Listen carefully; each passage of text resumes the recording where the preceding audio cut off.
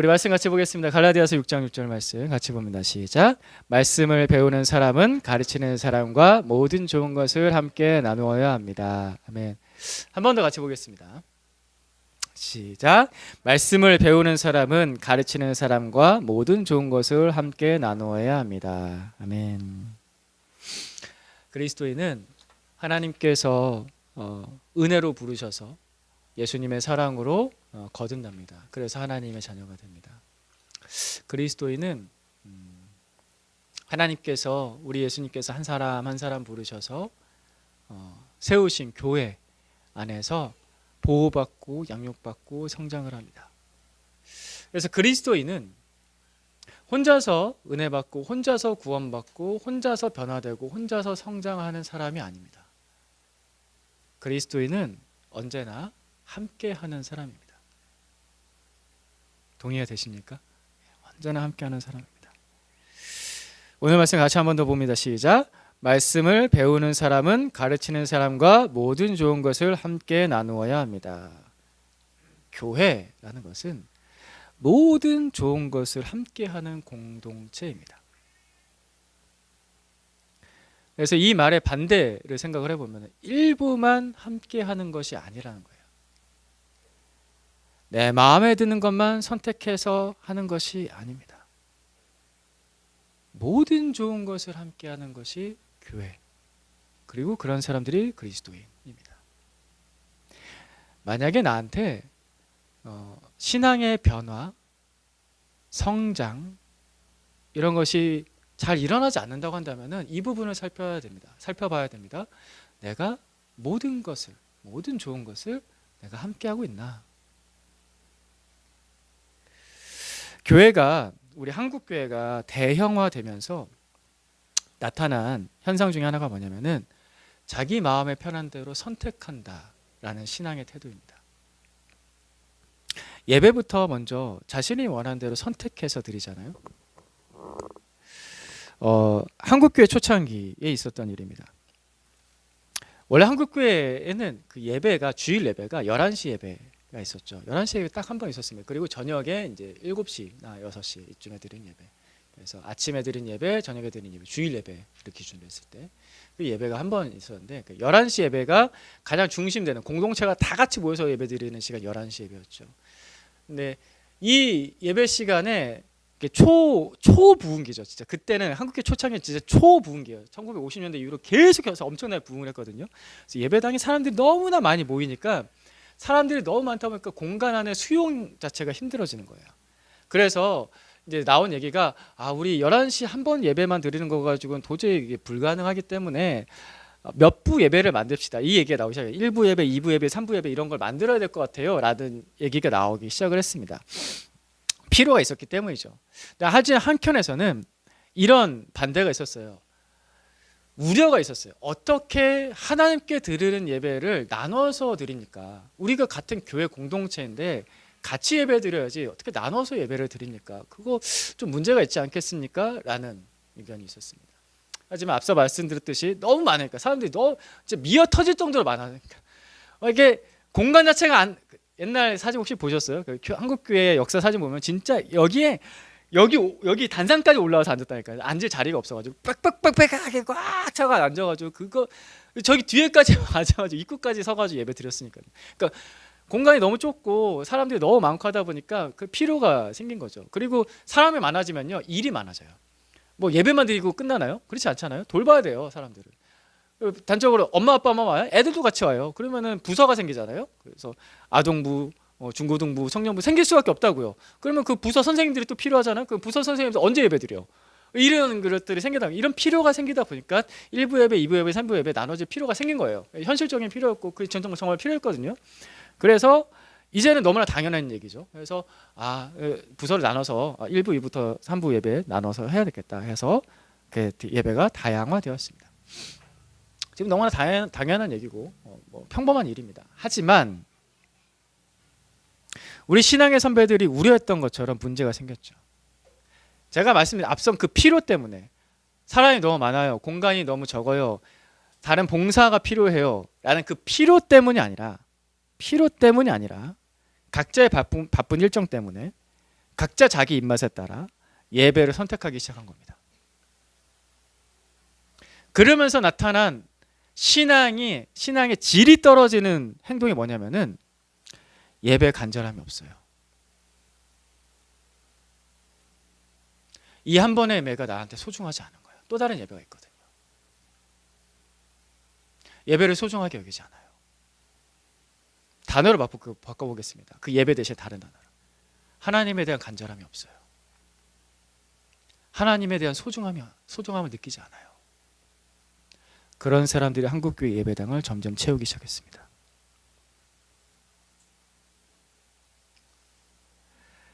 하나님의 은혜가 정말 충만하게 임했고 모이면은 하나님의 일하심을 경험하고 구원받고 회개하고 변화되고 치유되고 성장하는 그 한국교회가, 그 강력했던 한국교회가 정말 세계교회 역사에서 놀랍다라고 자타가 공인하는 그 한국교회가 힘을 잃어버리고 연약해지고 생명력이 사라지고 구원이 없고 변화가 없는 그런 교회로 변질되게 된 이유 중에 하나가 여기 있지 않나 생각합니다. 내가 원하는 것을 내가 내 마음대로 내가 원하는 때에 내가 선택할 수 있어. 초대교회에서도 그런 적 없었고요. 한국교회 초기에도 그런 적이 없습니다. 그래서 이 잘못된 태도 때문에 예배뿐만 아니라 교회도 내 마음에 원하는 대로 선택을 하고 목사도 내 마음에 원하는 대로 선택을 하면서 신앙을 쇼핑합니다. 저 목사 내가 원하는 얘기를 하네. 이 교회 시스템 괜찮네. 이 정도면 훌륭한데? 쇼핑을 합니다. 그러면 구원도 신앙의 성장도 기대할 수 없습니다. 마태복음 28장 19절 20절 말씀. 예수님께서 우리에게 승천하시면서 하늘로 올라가시면서 남기신 대사명입니다. 같이 볼까요? 시작. 그러므로 너희는 가서 모든 민족을 제자로 삼아 아버지와 아들과 성령의 이름으로 세례를 주고 내가 너희에게 명령한 모든 것을 그들에게 가르쳐 지키게 하여라. 보아라, 내가 세상 끝날까지 항상 너희와 함께 있을 것이다. 아멘. 죄송합니다. 제가 개역개정으로 암송하다가 세 번역을 불러니까 죄송해요. 한 번 더 읽겠습니다. 시작. 그러므로 너희는 가서 모든 민족을 제자로 삼아서 아버지와 아들과 성령의 이름으로 세례를 주고 내가 너희에게 명령한 모든 것을 그들에게 가르쳐 지키게 하여라. 보아라, 내가 세상 끝날까지 항상 너희와 함께 있을 것이다. 아멘. 예수님께서 사도들에게, 제자들에게 또 다른 제자를 삼으라고 하실 때 이렇게 말씀하셨습니다. 내가 너에게 명령한 모든 것을 그들에게 가르쳐 지키게 하여라. 예수님께서 명령하신 것 중에서 일부만 가르치고 배워도 괜찮다 하지 않으셨습니다. 예수님께서 명령하신 것 중에 일부만 순종해도 된다고 하지 않으셨습니다. 모든 것이라고 하셨습니다. 교회는 이 수준을 잘 지켜야 되는 공동체입니다. 편집된 복음, 요약된 복음, 편리한 복음으로는 구원도 신앙의 성숙도 일어나지 않습니다. 복음 전체여야 돼요. 온전한 복음, 성경 전체입니다. 예수님께서 우리에게 가르친 전체입니다. 그것을 배우고 순종할 때, 그 은혜를 온전하게 따라갈 때 거기서 구원이 일어나고 거기서 신앙의 변화가 일어납니다. 성숙한 사람이 나옵니다. 왜 선택적인 신앙은, 내 마음대로 선택하는 신앙의 태도는 성장이 더디고 퇴보하는가? 예수님의 말씀에 답이 있습니다. 동의가 되십니까? 맞습니까? 아이가 엄마가 주는 음식을 가려서 먹는다면 튼튼할 수 있을까요? 계란은 좋지만 시금치는 싫어.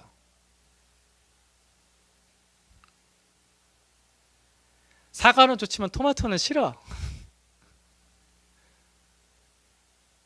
이러면 괜찮겠냐고요.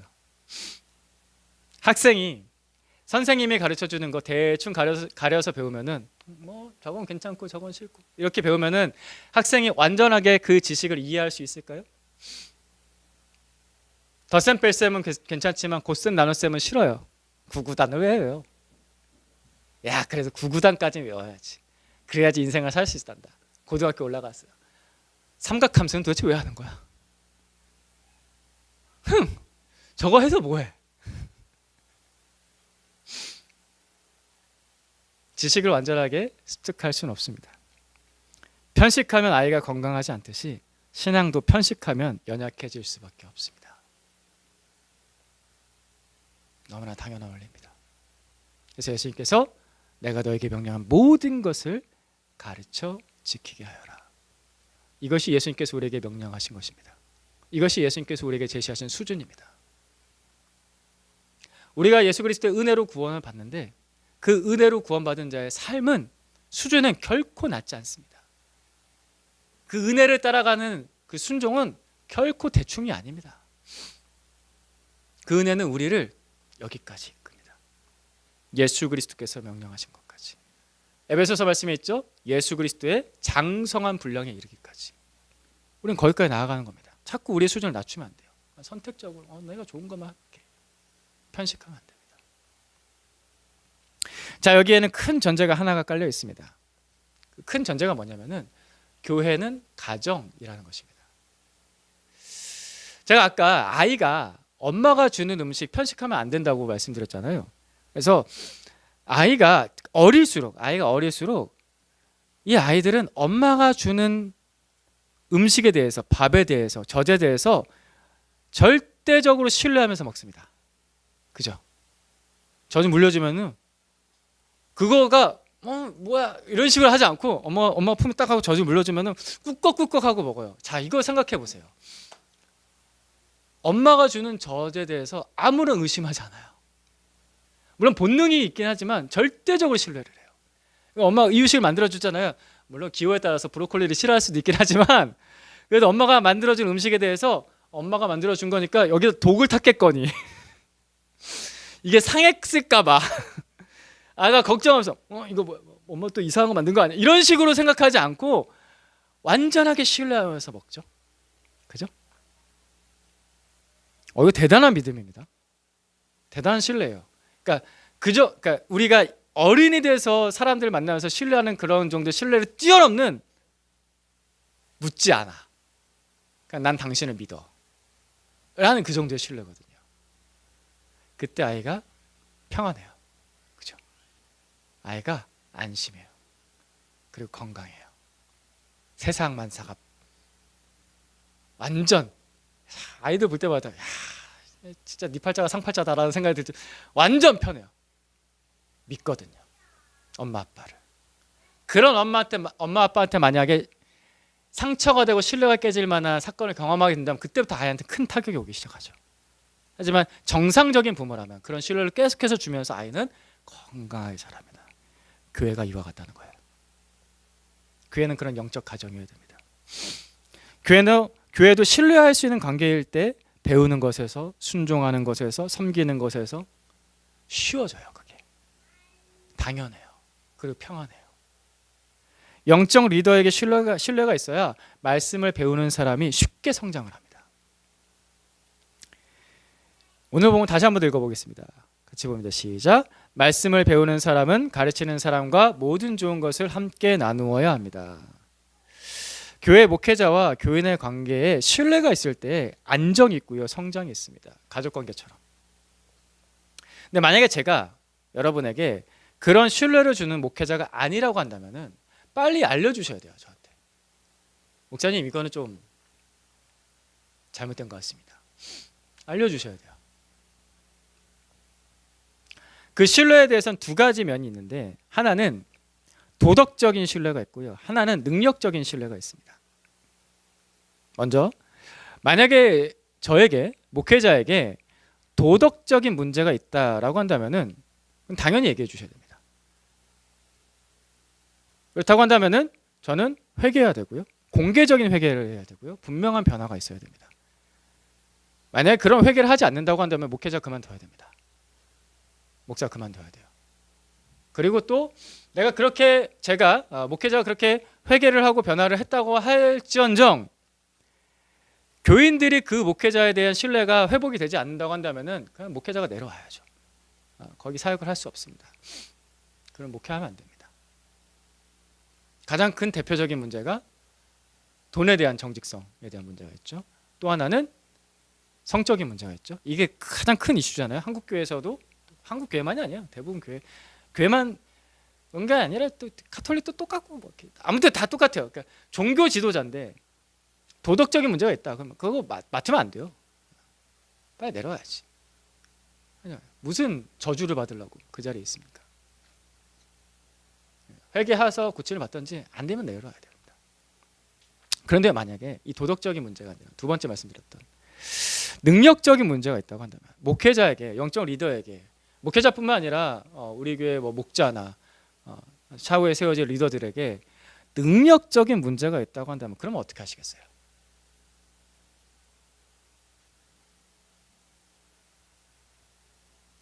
능력적인 문제가 있다고 한다면 기도해 주시겠습니까?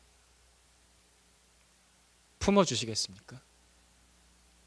기다려 주시겠습니까? 같이 눈물 흘려 주시겠습니까? 엄마가 밥을 잘하지 못한다고 해서 그런 엄마 필요 없어, 그렇게 하지 않잖아요. 똑같이 자녀가 공부를 못한다고 해서 너 같은 자식 필요 없어, 이러지 않잖아요. 교회는 이런 면에서 신뢰가 있어야 되고 품어줌이 필요합니다. 그래야 성장합니다. 저를 양육해 주신 분들에 대한 이야기는 제가 하도 많이 해가지고 이제 다 알고 계실 거예요. 저를 누가 양육해 주셨는지 너무나 잘 알고 계실 거예요. 일단 제일 처음 제가 어릴 때부터 영향을 많이 주신 우리 모교회 영동교회의 원로 목사님이신 이시아 목사님. 제가 이시아 목사님 때문에 기도하는 것에 대해서 배우기 시작했어요. 아, 기도는 이렇게 하는 거구나. 간절하게 기도한다는 것에 대해서 알기 시작했어요. 두 손 들고 왜 기도하는지 알았어요. 그러면 하나님께서 응답해 주신다는 것도 경험했어요. 그래서 기도는 저렇게 하는 거구나. 어릴 때 아주 중요한 신앙, 아주 단순하죠. 하나님께 기도하면 응답받는다. 이거에 대해서 경험할 수 있게 해주신 목사님, 저희 원로 목사님, 우리 모교회 원로 목사님 이시아 목사님 계시고요. 그리고 고등학교 3학년 때부터 저를 만나 주셔서 저를 위해서 기도해 주시고 저를 양육해 주시고 지금까지도 저를 돌봐주고 계시는 고대경 목사님, 예담교회 고대경 목사님. 고대경 목사님 늘 저한테 연락하시면서 또 교제하시면서 서목사가 행복해야 돼. 그래서 많이 위로를 해주세요.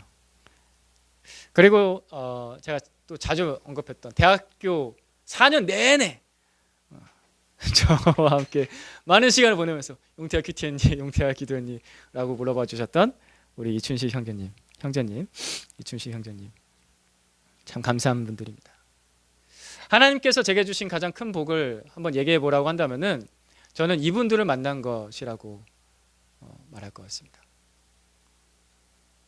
극단적으로 얘기하자면은 이분들이 없었다면 지금의 저는 없었을 것입니다.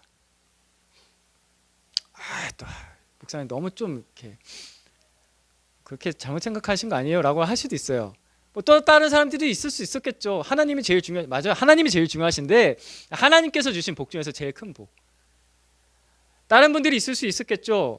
예, 뭐 맞아요. 가능성을 말하자면은 틀린 말은 아닙니다. 그런데요, 근데 그 말은요, 우리가 인생을 2회차 인생, 3회차 인생을 살 수 있다는 가정하에서 그 가능성을 얘기할 수 있는 거예요. 무슨 말이냐면 우리는 인생 한 번 살잖아요. 우리 인생 한 번 살면서 내 인생에서 만나는 어머니 한 분, 내 인생에서 만나는 아버지 한 분입니다. 그죠? 또 다른 어머니가 있을 수 있었겠죠. 그런 말 할 수 있죠.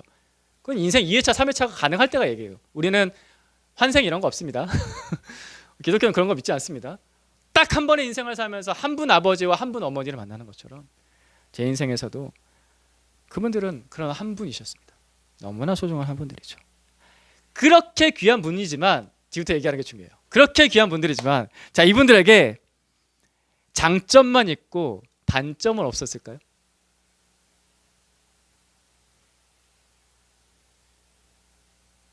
제가 사석에서는 조금 이렇게 그분이 그런 것도 있었어라고 이렇게 좀 얘기할 때도, 웃으면서 그냥 얘기할 때도 있었긴 했는데, 없지 않죠. 있죠. 제 영적 스승이며 영적 부모 같은 분이신 그분들의 단점을 제가 공개적으로 말하는 건 정말 예의 없는 것이라서 하지 않겠습니다. 다만 분명한 건 이거예요. 단점은 분명히 있었다라는 거예요. 그리고 심지어 저랑 정말 맞지 않는 성향도 있었습니다. 정말 안 맞아요. 분명히 있었어요. 하지만 함께 했습니다. 그래서 하나님의 은혜를 누릴 수 있었습니다. 그분들은 하나님께서 저에게 주신 은혜의 통로였거든요. 하나님께서는 완벽한 천사를 저한테 보내셔서 복음을 듣게 하신 것이 아니라 하나님께서는 불완전한 사람을 보내셔서 그분들을 통해서 복음을 듣게 하시고 양육을 받게 하시고 교회의 보호를 받게 하셨습니다. 이것이 하나님의 방법입니다. 자, 이런 관점은 목회자, 영적 리더에게만 적용되는 것이 아닙니다. 우리 교회의 형제 자매들, 옆에 사람 한번 볼까요?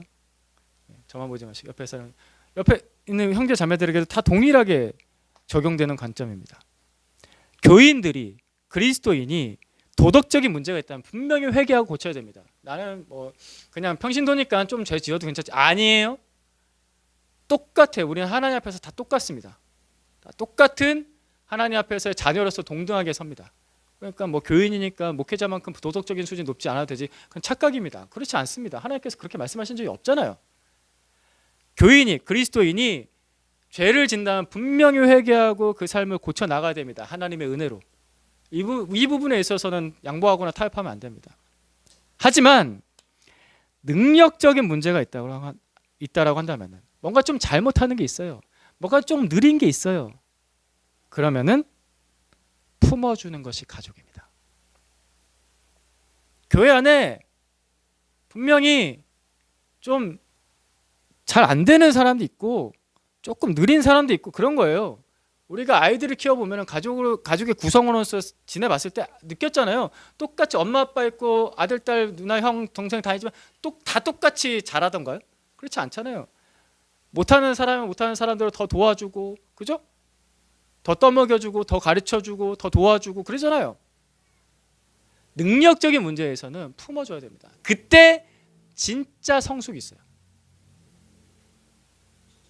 아니야, 너는 안 돼 라고 탈락, 이거는 성숙이 아니에요. 여기선 성숙이 없어요. 그걸 가지고 성숙하다고 하지 않아요. 그냥 지 편한 대로 산다고 그러지. 품어주는 것이 가족입니다. 다시 한 번 더 보겠습니다. 시작. 말씀을 배우는 사람은 가르치는 사람과 모든 좋은 것을 함께 나누어야 합니다. 모든 좋은 것이라는 것은 내 마음에 드는 것만이 아니에요. 내 입맛에 맞는 것만이 아니라고요. 내가 임의대로 선택하는 것이 아니에요. 앞서 말씀드렸던 난 저 예배 괜찮고 저 목사님 괜찮고 저 성도 괜찮고 저 형제는 괜찮고, 그렇게 내 마음대로 선택하는 것이 모든 좋은 것이 아니에요. 진짜 좋은 것, 정말 좋은 것을 경험하고 누리려면요, 최고가 되려면요, 신앙의 가장 최고봉을 경험하려면요, 가족이 되는 겁니다. 정말 가족이 되는 겁니다. 품어주는 가족이 되는 겁니다. 그게 좋은 겁니다. 앞서서도 우리 어린이들하고 나눴던 말씀처럼 오늘은 교회 가기 싫어, 그런 아이를 데리고서 그래도 가야지, 같이 가서 기도하자 라고 해주는 거, 그게 좋은 겁니다. 애들이 맨날 성령 충만하게, 아빠 오늘도 교회 가고 싶어요, 오늘 기도하고 싶어요, 아빠 오늘 성경 안 보면 내가 안 될 것 같아요, 엄마 저 1시간 동안 방에 들어와서 기도할게요. 그런 일은 잘 일어나지도 않을 뿐더러 그런 날은 정말 평생 살면서 며칠 되지도 않습니다. 그렇죠? 그렇듯이 교회 안에서도 똑같습니다. 능력적인 부족함에 대해서는 품어주는 것, 그게 좋은 겁니다. 우리 교회가 이런 가족이 되길 소망합니다. 서로를 신뢰해주고 서로를 기다려주고 서로를 품어줄 수 있는 그런 가족. 그런 편식이 사라집니다. 그럼 건강한 하나님의 자녀가 되고 건강한 하나님의 교회가 됩니다. 그 안에서 진짜 성숙함이 있습니다. 모든 사람이 다 수준이 높아져서 다 똑같아지는, 그게 성숙이 아니라, 그런 사람도 있겠죠. 그런 사람도 있고, 그렇지 못한 사람도 품어주면서 가는, 그게 성숙입니다. 자, 이러한 변화와 성장을 여러분이 우리가 같이 경험한다면은, 경험을 꼭 했으면 좋겠는데요. 이런 변화와 성장을 우리가 같이 경험한다면, 진짜 예수 안 믿던 사람들이 변화돼서 예수 믿고 성장하고 성숙하고 남다른 모습을 보여주고 그런 것들을 수년 동안 기다려주면서 그런 것들 같이 경험한다면은 여러분이 또 다른 사람을 도울 때 이것이 큰 밑거름이 됩니다. 우리가 완벽해야만 다른 사람을 양육할 수 있다는 게 아니에요. 저도 부족해요. 목사도 부족하고 완벽한 사람 없습니다. 부족해도 전도하고 양육할 수 있습니다. 여기에서 용기를 가질 수 있어요. 나도 부족하고 저 사람도 좀 안 될 것 같지만 용기를 가질 수 있어요. 그래도 전도해보지 뭐. 기다려주는 거야. 그래야 전도를 하지 가능성이 없어 보여. 저 사람한테 무슨 말을 어떻게 시작해. 다 같은 사람이 어떻게 해 전도를. 전도 못해요. 그러면 언제 전도할 거예요? 언제 어떻게 사람을 도울 거예요? 내 아들한테, 내 딸한테 엄마가 좀 부족한 모습, 신앙적인 무슨 얘기를 하려고 그러면 나 너무 쫄려. 무슨 얘기를 못 하겠어. 언제 할 거야? 언제? 못 해요. 부족해도 전도할 수 있고, 그냥 내가 가진 거 가지고 양육할 수 있어요. 제가 예전에 어떤 청년부 얘기를 한번 들은 적이 있는데 이게 진짜 하나님의 은혜구나라고 경험했던 그런 책의 한 이야기인데, 그 청년부는 여름 겨울 되면은 항상 국내의 여러 곳으로 전도를 나가는데요. 전도 나갈 때마다 예수를 안 믿고 있는데 공동체로 들어오는 사람들 있잖아요. 그리고 예수님을 아직 정확하게 믿었다고 고백하지도 못하고 있고 약간 믿는지 안 믿는지 약간 애매모호한 사람들 있잖아요. 그 사람들도 다 전도 여행에 다 데리고 가요. 똑같이 전도 훈련 시키고요. 똑같이 전도를 시켜요. 근데 놀란 건 뭐냐면 그 사람들을 통해서 전도돼서 교회에 나오는 사람들이 많다는 거예요. 어눌하고 잘 뭔지 모르고 전하고 막 그런데 그 사람들이 전하는데 그럼 오늘 집회가 있다고요? 예배가 있다고? 한번 가볼게요. 그 사람들 떼서 그 지방에서 강원도에서 전라도에서 막 그 사람들 손잡고서 나온다고요. 그런 거 볼 때마다 그 청년부 공동체가 놀라는 거예요. 어떻게 저 사람이 전도를 했지? 돼요. 그게 하나님의 은혜로 되는 거니까. 우리가 완벽해서 되는 것이 아니라 우리의 모든 것이 은혜로 되는 거니까. 여러분도 할 수 있습니다. 그래서 여러분이 이런 만남을 좀 경험해 봤으면 좋겠습니다. 어떤 만남이냐면은 내가 좀 리더 입장에 있어요. 뭐 직책이 굳이 없다고 하더라. 누군가를 전도해서 도와주는 사람의 입장에 있어요. 근데 나한테 분명히 단점이 있잖아요. 나의 뭐 인격적인 모함이 있을 수도 있고 뭐 약간 사이코패스까지는 아니지만 좀 성격 이상할 수도 있고 말이 좀 잘못 나올 수도 있고 말에 실수가 많은 사람일 수도 있고 그럴 수도 있다고요. 자, 그런데 그런 단점이 분명히 나한테 있는데 내가 돕고 있는 사람이, 나에게 도움받는 사람이 그래도 영적 가족이니까 내가 저 사람한테 도움을 받는 거니까 내가 품어줘야지, 내가 이해해야지, 내가 용납해줘야지 라고 하는 제자를 만난다면, 내가 완벽하고 탁월해서 당신을 따르겠습니다 라는 그런 사람이 아니라 당신이 좀 부족한 게 있고 당신이 좀 모자른 게 있고 당신이 좀 실수가 있다고 하더라도 우리는 영적 가족이니까 같이 가야지 하면서 따르는 제자를 만난다면 여러분 진짜 행복할 겁니다. 거기 안정감이 있어요. 마치 엄마 아빠가 좀 부족하지만 그래도 우리 엄마 아빠인데? 라고 하는 것처럼 교회 안에는 이런 포용이 있어야 돼요. 리더만 잘해야지 막 이런 게 아니에요. 팔로워도 잘해야 돼요. 팔로워가 잘하는 부분은 같이 품어주는 거예요. 완벽할 수 없으니까. 그 사람이 또 잘합니다. 성숙해 갑니다. 반면교사를 삼고 반면교사를 삼고 나아갈 분들은 나아갑니다. 그런 만남이 있다면 참 행복할 것 같습니다. 여러분 이것이 상상이 되십니까? 이런 좋은 상상을 해보셨으면 좋겠어요. 엄마 아빠가 좀 부족해도 우리 엄마 아빠야 하는 것처럼 우리 교회 목사님이, 우리 교회 리더가, 우리 교회 목자가 나를 인도해 준 사람이 좀 부족해도 그래도 우리 교회 식구야.